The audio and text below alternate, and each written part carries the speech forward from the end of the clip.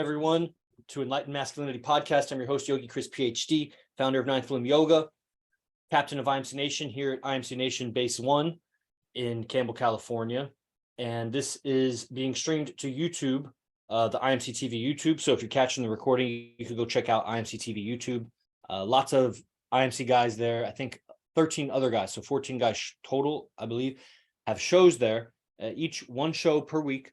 And so you'll get a lot of different takes on this, how people have included the philosophy, the ideas of, how we've integrated all of these different things from Stoicism, evolutionary psychology, different Eastern belief systems, Scientology, or L. Ron Hubbard rather, and so many other things. Tao Te Ching, that's Eastern, surrender experiment, Eckhart Tolle, transcendental meditation, again, that's Eastern, but it's been Westernized for the West. It's made for the West.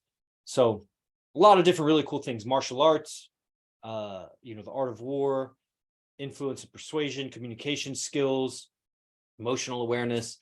Lots of different things come together to make this a well-rounded lifestyle. And I'm coming to you from IMC Base 1. We have 5 bases right now and counting, and a lot of people all over the world. I was just working on the map, pins and things where we have different top-level guys. And the world is quite an interesting place. Let's get into it.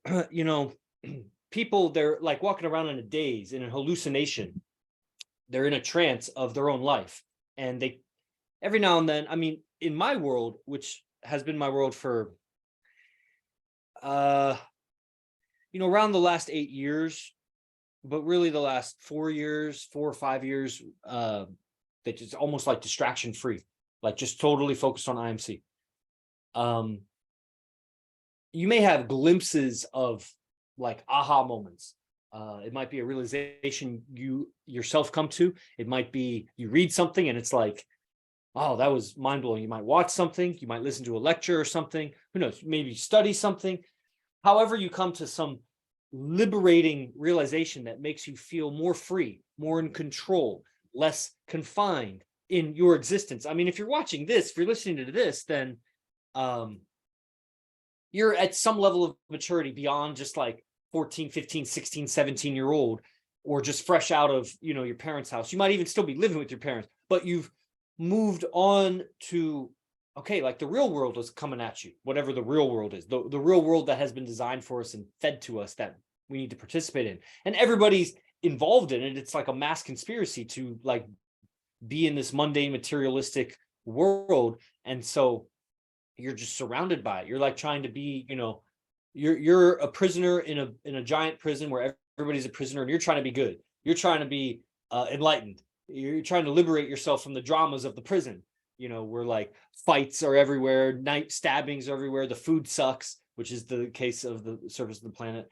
And, the wardens are giving you unreasonable rules that you got to follow or you'd be punished. And it's like, man, how do you keep your sincerity and your innocence and your goodness in that kind of environment? This is what we find ourselves on planet Earth. So, those realizations may free you for a moment, but then you snap right back into like, oh, this is my life. Oh, this is what I'm doing. And not in the sense of like, you're setting goals and like, you feel so ambitious and enthusiastic about it, but more like, I have to do this, I have to do that. Dread, you've made a habit out of complaining. You don't even think you're complaining. You're just in a complaint mindset, carrying yourself like a complaint. That's what you see when you see people walking around. Very rare will you see someone like kind of chest up, all happy and proud and like winning and just enjoying their moments. They're often thinking about something and it's a responsibility or trying to solve a problem, and you could see it in their face and maybe looking down, or they might not be facing down, but they're looking out, but their face is like down, their frown is like down, their shoulders are down, they're down, like up. And it's more or less by design. When you say that, sometimes a person might think, well, there's no way that all of these things are by design. I've made so many choices. Like, it's not by design what vehicle I have. I chose that vehicle. Yeah, but the vehicle was designed. It's not by design let's say my finance is how I spend my money. Yeah, but the money system was by design. Taxes is by design. So it's kind of like an ecosystem. You could design an ecosystem, but you're not going to be able to choose which direction every tree grows and what areas of grass are thicker or short. You know, you're not going to be able to decide like where the bugs go or where the birds fly, but you can design an ecosystem. You can control some inputs, some water inputs, some seeds. You could plant different kinds of seeds that will, you know, fast forward 50, 100 years, the ecosystem would be totally different if you planted a bunch of exotic seeds or some invasive that, you know, that just take over like weeds or whatever. Certain things like fire ants was an invasive species. That's not native to America. It came from South America. And they totally displaced native ant. And that may not seem like anything. It's at the bottom of this pyramid called, you know, the trophic chain, not the food chain, the trophic chain. And it's similar to the food chain. And, you know, invasive species could do that. So you totally, so the ecosystem, you wouldn't even know that it was by design because it was set up like 50, 100 years earlier. And then you let nature do its thing. But you could even like dig a ditch and it rains there and it becomes a creek. And 100 years later, you wouldn't know that that creek was by design. It seems like that's how it's been. It's eroded the walls. You when you first dug it out, it looked like man-made. It was straight lines and like, but give it 100 years of like erosion and crumples and everything, and you might not be able to tell that it was by design. And that's what we have with culture. I mean, it's thousands and thousands of years. We're piling on new rules. Some rules go outdated, but we don't let them go. Some rules, we just kind of let them go. And it doesn't seem like, it seems like an organic thing. No, it's by design that you stay suppressed. There's lots of old stories and old religious scriptures and whatever. And that's what we have to go on. Like, we don't have writings that are 8,000 years old that are not considered religious to someone, because that's amazing. Your ancestors 8,000 years ago, how many generations is that? That's like 4 or 5 generations per century. So it's 40 or 50 generations per millennia. So like 8,000 years ago is like 300 generations. It's like great. It's like so long ago that, yeah, if I had some writing from my family 8,000 years ago, and it was like, that was the DeVilbises 8,000 years ago, whatever that means, that would be hella holy to me. I would, fuck yeah, that's like the religion, that, because I am the successor of that. I'm alive because whatever ideas that were victorious. They survived. They won. So many didn't win. We don't realize how many people have died without offspring and their genetics just go away. They're done for. We are the winners. And so whatever, and it was so costly and expensive and difficult to write something down in the past, especially thousands of years ago, before like paper. You have to carve it into a rock or something, or in a tablet, or so much effort. You know, I'll be typing right now super fast and I'll make a mistake and backspace, retype it. Oh, I misspelled that. Blah, blah, blah. Oh, I'm going to reword that. Blah, blah, blah. Like, you can't do that when you're carving something in a stone, you know? Oh, fuck, let's go back and like redo that letter. So it was well thought out. Whatever they wrote doesn't mean it was right. It just means that it was well thought out. They put in their time, and those ideas survived to some extent if through their offspring. So we hold it religious, but it doesn't mean that it's necessarily like the truth. I'm just saying that's what their ideas were. And a lot of the ideas from so many cultures, you go back in the past, is people lived longer. Like a lot longer. Hundreds of years. What if you were to live hundreds of years? The thing about the truth and reality versus Maya, or this illusion, this big, great, grand illusion, this big theater that we're caught in. You know, when you watch a movie or a play, if you've ever watched a play, if it's good or you're into it, you start to, you forget who you are, where you're at, not in a kind of some kind of psychotic or mentally disabled kind of way. It's a distraction. You're distracted from your life. You forget, like if you're you know, during intimacy with another person, or even like on drugs, or, you know, just the bliss or excitement of some situation, time flies. You forget you're in it, experiencing it, but you're not thinking, oh, what's this? And I was born here and whatever. It's not that I'm thinking about that now necessarily. But again, I'm like distracted by this this podcast. I'm entertained by my own podcast. And so I get wrapped up into the illusion of what I'm seeing and kind of forget myself. And that's like a theater or a movie. A good movie, you're watching it and you're like, you're not here's an example. If you had an ache or a pain in your body, or a stomach ache or injury or something, if you're really in a good show, you forget about the pain. You forget about the tummy ache sometimes, like, versus you can even be watching a bad show and then you'll really start to see, because it's not entertaining, you'll really feel the tummy ache or the injury or whatever. But the good show, it pulls your attention into it and you're totally caught up in that illusion, even if just for glimpses, 5 seconds here, a minute there. Good movie keeps your attention the whole time. From the very beginning, it's like, whoa, that's a great opening scene. And you're just like in it, anticipating and waiting for the next scene. That's how most people's lives are to them. They've actually forgotten themselves and they're caught up in the illusion and theater of their life. And that's what the world is. The world is a big theater, like Shakespeare said. It's just a huge, many billions of people theater with billions and billions and billions of animals and different creatures. And the stage is the whole surface of the earth. So there's like wind, how like you'd be on a theater stage and they'd have a fan off to the side and blowing it to mimic wind, or they'd have some piece of like sheet metal or whatever that they make it sound like thunder. They rock it or something. It's like we have wind and we have thunder and things that, make it seem like it's storming. It's storming outside. But is it storming inside? People, you forget what's happening. You forget the truth that you're watching a movie, that these are actors when you're engaging in life. They're just pretending. Magic Man's pretending to be Magic Man. Ranger's pretending to be Ranger. Tony Kosminski's pretending to be Tony Kosminski. I am not Yogi Chris. I say that to communicate to you all so you can locate me. It's like, oh, who's talking? I don't even really need to say that if you know me, because the sound of my voice and other things will indicate who I am. But new audience, and I label myself so you can refer to me. It facilitates communication, but we get so wrapped into it. Just like the movie facilitates a message. It facilitates a meaning or a story that you get. But you may forget that there's a meaning and a story too. You get so wrapped up into it like it was truth, or maybe you don't do that for movies so much unless you're watching a documentary or something and you think it's truth, but that's what we're doing with life. And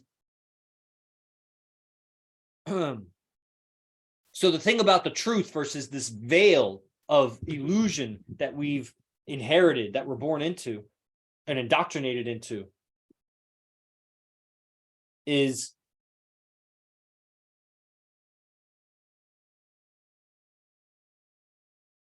that how do I explain this? I don't know how to explain this succinctly, so I'll just kind of go into it, describing it. Like the lies, the falsehoods that make up reality are so many. They're so numerous. Because I know there's an analogy right on the tip of my mind here.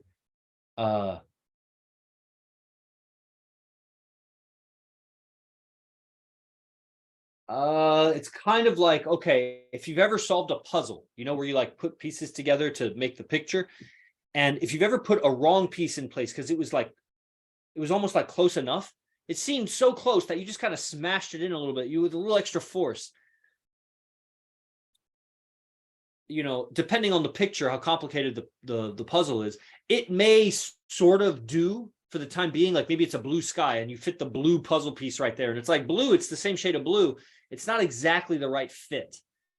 Eventually, it's going to create a problem somewhere else in the puzzle because you've taken the place of one piece and the piece is now missing over there. And so you've created another problem. So you take this other piece and smash it in there. Well, that creates another problem because then that's missing a piece. It's missing the space where it belongs. And so when you start putting the lies together, it is displacing a truth. And so that'll be a loose end somewhere else in life that they have to make another lie for. Otherwise, you'll pull on the loose end and the sweater comes undone. So they have to keep patching up all the loose ends of the veil that they've given us so that we are sufficiently satisfied that it doesn't look peculiar enough. For example, the pyramids, that's a loose end. They can't explain that with human evolution. So they just kind of write it up as like, well, we just don't know how they did it yet. We'll figure it out eventually.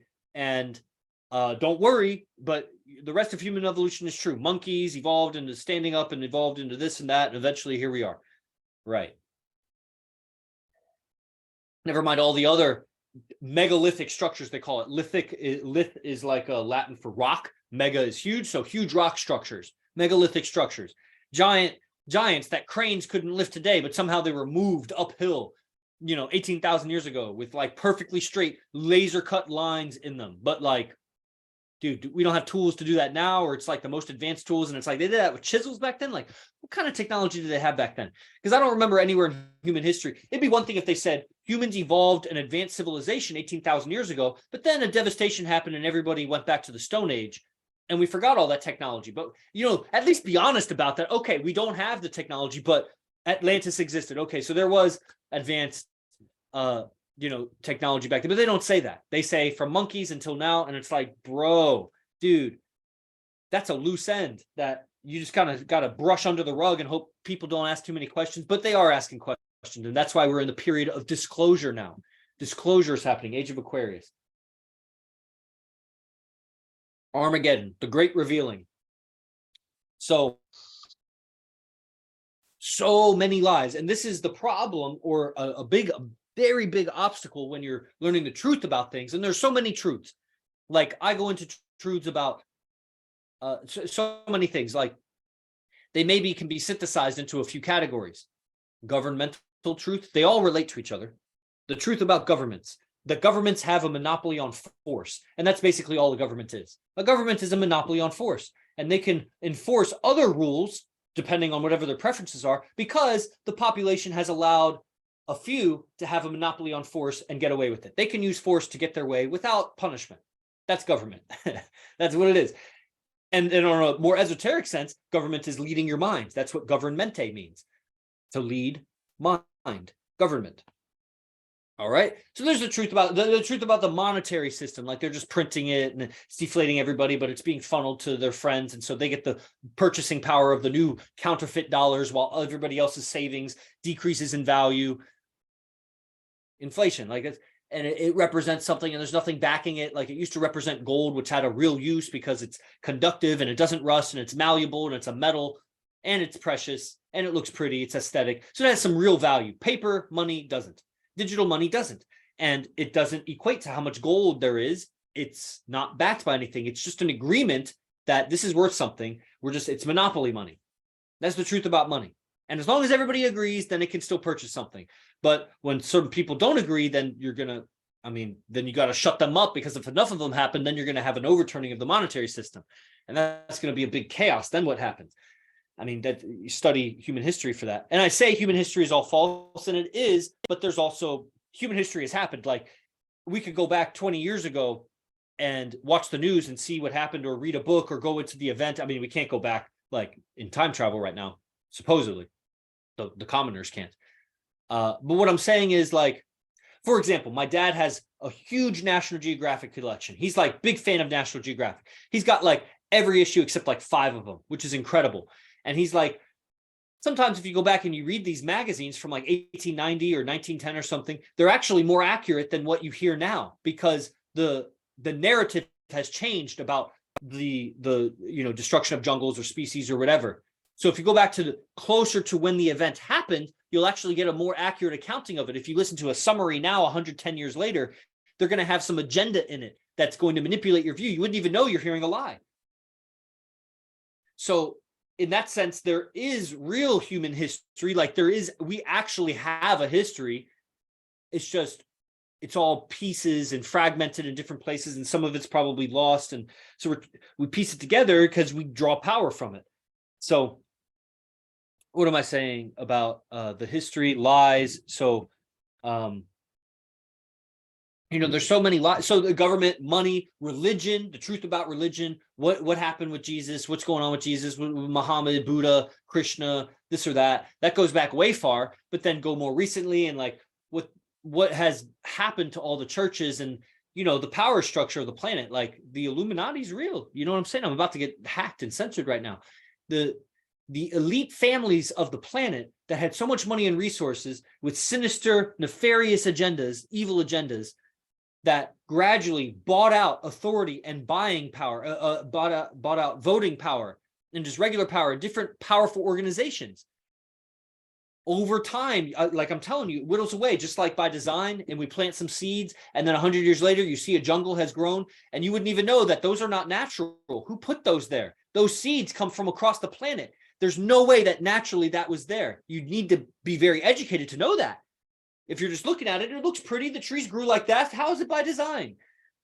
How is the cabal, the one world government that's a shadow government underneath the regular government that has players, dark players, evil players that are placed in the Vatican, in the Church of Scientology? That's why people think Scientology is a cult. Not only did the CIA come in and tell you it's a cult, but then they infiltrated the church with a bunch of nefarious people. Just like every church, just like Buddhism, like the Dalai Lama, I just posted on my social media, he's kissing the tongue of a young child and he's laughing about it like, what kind of ass backwards? That's not the culture of Tibetan Buddhism. Buddhists don't do that. That's something else. I'm not saying that a documentary from 20 years ago with the Dalai Lama, that's the same Dalai Lama. You think they don't clone humans? Really? Really? There's so many shadow operations that you don't know about, and so many evil people in the world. It's not like half the world. It's maybe like 5%. But if you were evil, you would hide your intent and you would attain power so that you could protect your evilness and you could keep doing that. That's what will happen. And then the cabal is built on blackmail and misdeeds, catching people on out ethics. So you catch them on out ethics, you blackmail them into doing more out ethics so they don't get caught, and gradually they become an evil person. And in the interest of keeping their money, which was hundreds of thousands of times greater than the commoner hundreds of years ago in the Dark Ages, when the Renaissance is happening, okay, well, now they control the printing press, and they're going to control this ecosystem by planting some seeds in the beginning so that 400 years later, we don't even know that they did that. And so the great families of the world, the rich families of the world, control these organizations, media outlets. I mean, you could see any documentary like Fall Cabal or something where like 83 media outlets got distilled down to 4 or 5 over like 25 years. Like there were 80 different media outlets in America, and now it's down to 4. 4 companies own them all. And if you look at the owners of those companies, charged with pedophilia, colluded with the Clintons, who have like 60 assassinations with them, like that's all of them.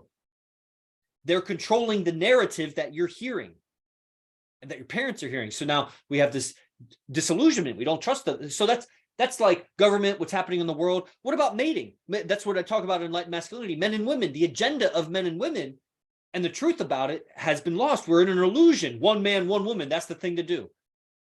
Marriage, that's the thing to do. Or hoe yourself around and be polygamous and polyamorous and just free love. And that becomes another thing that they're pushing. Anything to get you off of tribalism. Because tribalism would make you strong. Tribalism has a hierarchy. Follow the strong alpha, which will lead you to prosperity. There's a reason why he's alpha, or he'll be beaten out in competition by another alpha, either within the tribe or from outside another tribe. And essentially, I mean, it's kind of like tribalism. Corporations are tribes. The Illuminati, the families, those are tribes. That's a family. They're just using a lot of mental warfare and illusions so that you're misguided and misdirected. And that's how they control the population of 9 billion people. That's how 400 people control 9 billion people. There's just no other way.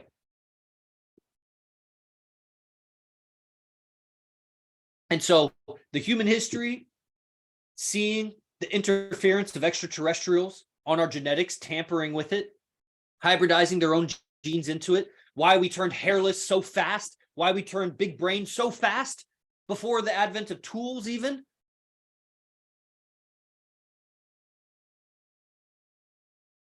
And that plays a role in why our lifespan has reduced. And what if? It makes sense, I tell you, as I do transcendental meditation and settle my mind, as I study L. Ron Hubbard's writings, and I resolve my mind. See, the transcendental meditation calms you down and reduces stress. You release stress. You don't realize how excited your nervous system is.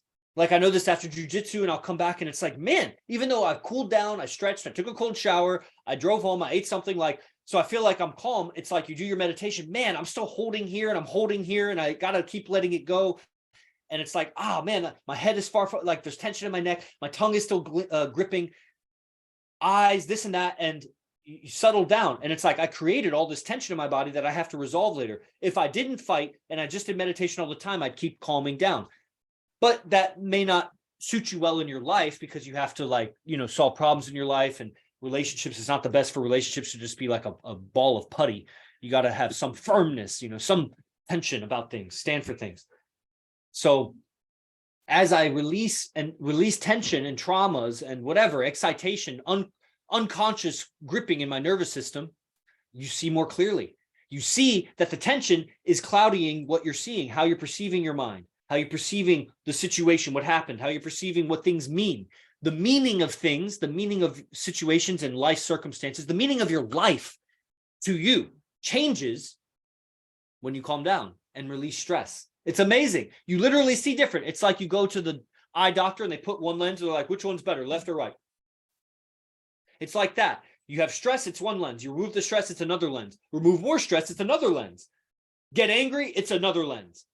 Be happy, it's another lens. Be sad, it's another lens. And the lens is, it's in your mind, and you're behind your mind, but you are stuck to your mind, just like people are stuck to human history, and they think they know, and so they don't look for anything better. And so we think we know the situation because we haven't separated from the mind.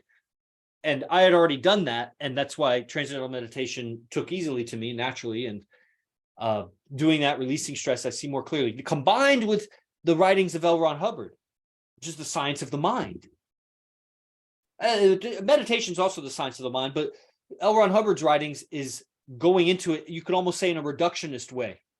Reductionist versus holistic. Holistic is go backwards and let everything come together. Reductionist is go into it and solve each thing piece by piece. Both are kind of needed. Holistic seems appealing because you don't have to learn so much. However, you also are not good at playing the game of life if you just do that.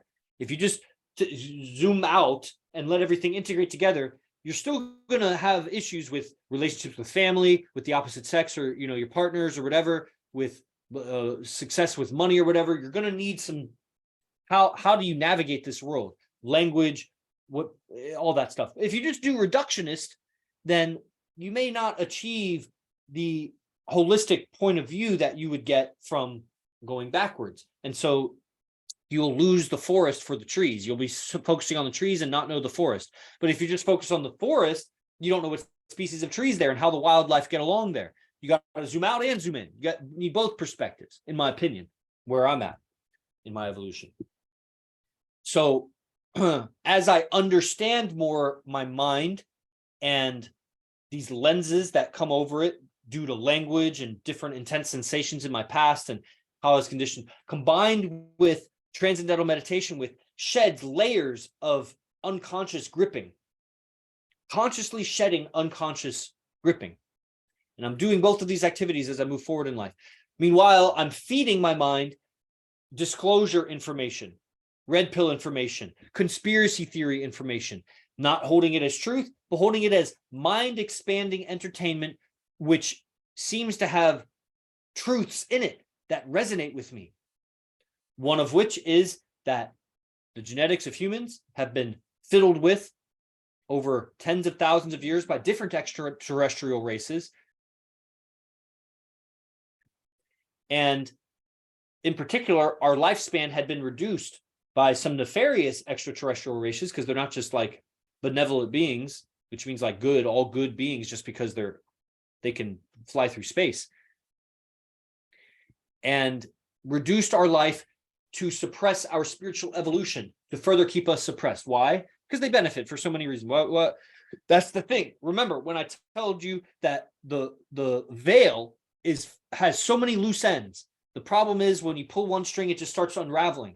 So I answer one question, it brings up two others. Which species? For what reason? If I told you a species and told you a reason, you'd have more questions. Why that species? Or why did they decide to do that? And you start asking all these, and at some point I'd be like, I don't know. And you'd be like, see, you don't know. That's why that's not true. This other thing is true because I know why taxes are. I know why religion is good. I know Dalai Lama is good. I know Hollywood is good. I know liberalism is good. That's what a liberal thinks. They think that all those things are good. They think that the people that think it's not good are bad. Whereas the other people think that they're not bad because they're liberal. They're not bad because they're the Dalai Lama. They're not bad because they're the church. They're bad because they kiss kids and they promote pedophilia and they're enslaving the planet. Like, that's what it is. So the lifespans of human been reduced so that we stay ignorant. Because if you by design, originally, whether that was through evolution or the divine intervention or whatever the fuck, ETs came and expanded our lifespan, hybridized us with chimpanzees, essentially, that shared 99% of our genes, and they only lived to be 8 years old or 20 years old or whatever, but put in their ET DNA. You know, there was this concept in Star Trek called a Dyson sphere. The Dyson sphere was where you put a shield. I don't know what it's made of, maybe metal or something, but you encase a sun, a star, so that you can harness all the energy of that star. And you can actually transport the star around the galaxy or the universe or something using the energy of the star to do whatever. So you harness all the energy.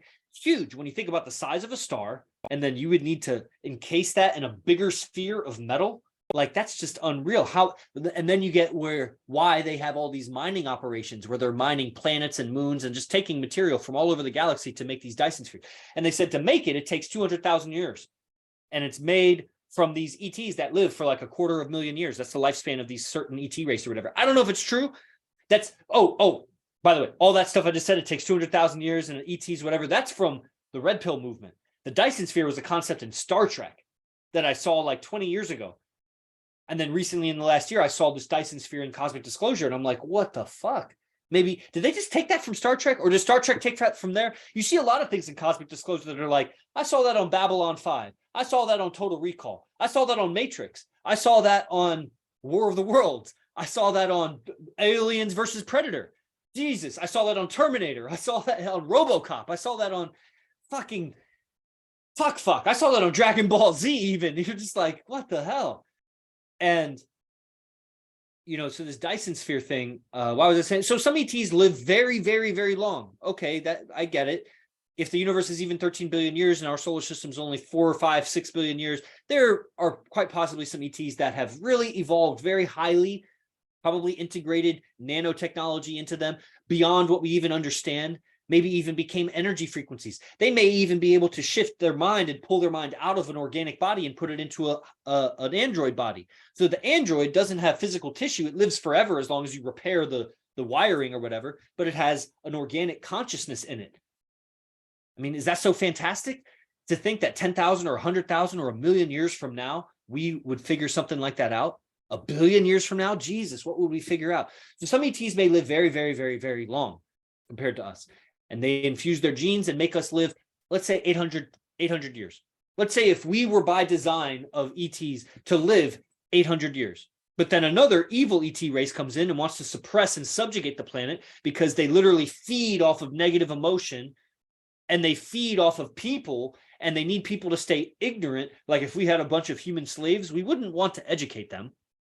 We'd want to keep them dumb, so that even when they're adults, they have the education of a 3-year-old, just barely able to talk, so I can give them instructions. We don't want them to know about the world. We wouldn't be able to enslave them. That's what a species that wanted to enslave another species would do, keep them dumb. Don't let them read and write. Or if you give them reading and writing, make it wrong. Give them wrong words. Make it confusing. Give them slang. Give them homophones where words mean multiple things, how they sound, they mean different things. It's like, that's confusing. Good morning. Morning? Weekday. Week? It's a weekday? It's a weekend? Have a good weekend. What are you doing this week? Shit, I'm getting weaker the more I say it. By design. Remember, by design. So if humans were designed to live 600, 700, 800 years, take your age right now.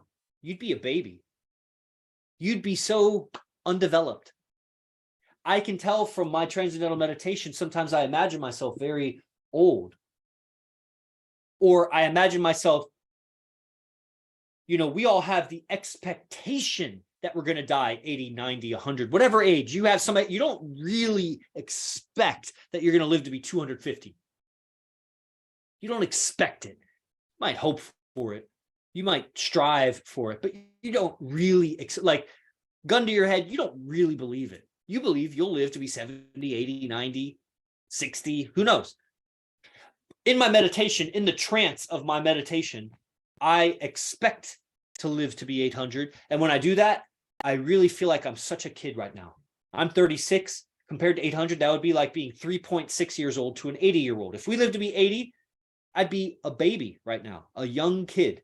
And yet I'm so smart, so clever. I have a PhD, all this education. Look at all these sophisticated words I'm throwing at you. Man, if I live to be even 200, after studying self-help for 8 years, I'm fucking incredible compared to the zombies of the planet. Everybody's a zombie. Every neighbor I have, my family members, all of them, more or less, on some gradient, they're zombified. If I live to be 250, continuing studying self-help, language, practicing meditation, oh my God, diet, nutrition, holy fuck. Dude, my ability to relate with people. Now, it's different if I go and live in the mountain to be 250, then I become less able to relate with people, but I still may get better at meditation. But if I'm on a succeeding process right here, I'm on a winning process, I just keep going up.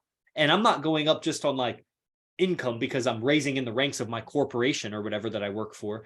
I'm going up in self-awareness, an ability to handle more complicated or challenging situations, confronting life, getting what I want, which doesn't necessarily mean manipulating or influencing people so much as it may be what I want is to get along with so-and-so. And so I listen better.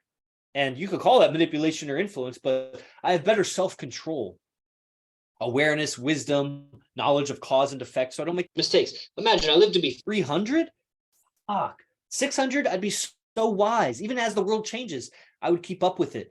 Assuming I'm not like just old and wrinkled and decrepit, but I'm living to be 300. I mean like living, like expand the lifespan so that I don't get old until I'm 600 and I don't die until I'm 800. I would be such a infant retarded baby right now, thinking I'm all clever. That's how an alien species would suppress the planet, modify the genes, so it reduces their lifespan. So they're designed to develop to be 800. My brain's not yet developed. I'm not able to conceive. A 3-year-old is not able to conceive of the concepts that a 50-year-old can conceive of. But you'd say, well, when we turn 60, 70, 80, our brains start undeveloping. They start going backwards. Yeah, that's because of how the genes are, so they turn into senescence, but also how the planet is with how we've cultivated crops and food, and there's so many poisons that accumulate up the food chain. So we eat some tuna fish and it's filled with mercury. But if we ate some seaweed, it wouldn't have as much mercury. But then it's less dense with calories and nutrition. So we'd have to eat fucking hay bale worth of seaweed to get everything we need. And they keep denuding the landscape, stripping it, raping it of the good soil, and putting chemical fertilizers that have so much radium in it, but no copper.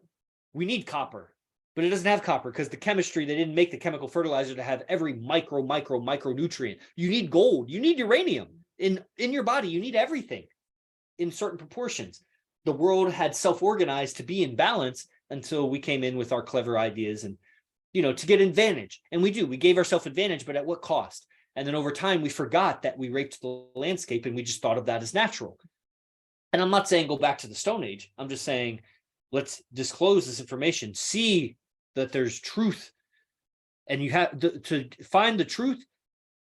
You have to answer so many lies. At some point, you start realizing you don't need all the answers. In fact, you don't really hardly need any answers, except that you're a soul witnessing this experience. Enjoy. Suffering is a choice. Or maybe suffering is inevitable. Struggling is a choice. Okay. Well, I have more things, but the podcast has already gone long, so I think that's probably good. Hopefully that was entertaining for you.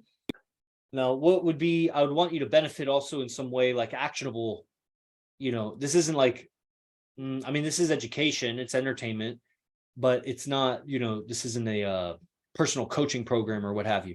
It ends up being what it is because that's the lineage here. So of course I'm dispensing value. So you get value, you want to come back and you want to get more involved. Whoever you are at whatever level you're capable of. So I don't really have an actual step. Dive into the red pill stuff. Look up some red pill stuff. I came across a pretty good red pill video this morning. It was just like a 6-minute showcase of this guy, this black guy from Chicago who had, it was clever how they titled it. He said he accidentally red pilled himself about the BLM movement, the Black Lives Matter movement, where he had been brought up, to distrust white people. And, he ended up becoming an advocate of BLM, and he came out in California in like 2018 or something. And he was doing that. And then during COVID, then he came across this account on Instagram that was talking about Black people or whatever, Black history, this and that. And he was intrigued, but he wanted to disprove them. So he was researching their videos to disprove their videos. So he was making all the talking points. And at some point he realized, oh, I believed a lie. Like he inadvertently educated himself on the channel's videos. And then he just dove into it during COVID because people had like a year or 2 years to just dive into conspiracies. And they were like, and then he was like, man, I bought a whole lie. Like the Black Lives Matter movement is just a whole farce. It's the strong arm. It's the violent terroristic arm of communism, of communist agenda, of communist, what do you call them? When you sponsor a politician, basically funding agent, like they pay donors or whatever. Somehow, basically the people that finance politicians, like campaigns and whatever, like those kinds of, what is the name? This word is very obvious. If I said it, it would be perfect, but it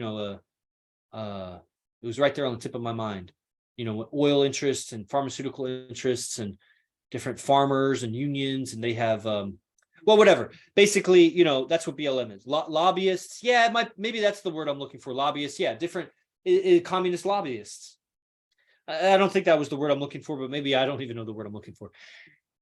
So that was pretty great to see that. And, you show that to certain people and they would think he's brainwashed or whatever. He said all the same arguments. Like, so where do we go? I think moving forward, educate yourself, learn how to communicate so that you're not injuring yourself in communication with other people, especially loved ones and people close to you, so that you do your best to bring them along, but ultimately they may or may not go with you. Like we all have blocks to certain information. 2 years ago, I was less able to accept the ET agenda. 4 years ago, I was less able to accept different agenda. 8 years ago, I was less able to accept the, sexual psychology and male-female agenda. 10 years ago, I was less able to accept that 9/11 was probably an inside job because they planted the passports of the airline pilots. How do you pick up these paper passports when the whole jet engine and the whole airplane incinerated in the jet fire, but somehow the passports of the pilots were found in the rubble? That's like the pyramids. That's like, wait, everything kind of made sense until that, and then that part, you're pushing that part. I don't think. And when you start unraveling that, it's like the whole thing just doesn't make sense. But you got to totally re-educate yourself. People don't have time to do that. That's the matrix. That's where they've got you all wrapped up in shit that's not as important as the truth. And the truth isn't even as important as self-awareness.